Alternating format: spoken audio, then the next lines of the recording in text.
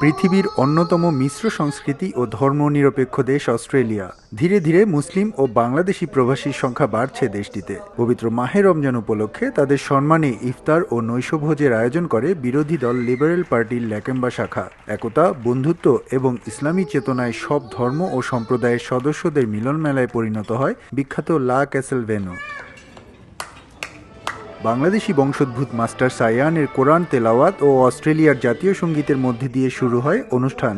এরপর corona মহামারীকালে Lakemba শাখার প্রবাসী বাংলাদেশি সদস্যদের নানান সমাজ সেবামূলক কার্যক্রম নিয়ে ডকুমেন্টারি প্রদর্শিত হয়। অনুষ্ঠানে লিবারেলের state director Chris Stone, senator Maria Kovacic, mayor Sara Sohan সহ অনেকেই বক্তব্য রাখেন।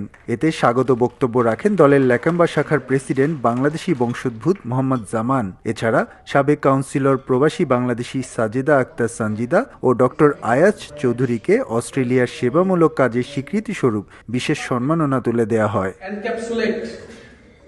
এস এম আমিনুল রুবেল, সময় সংবাদ, অস্ট্রেলিয়া।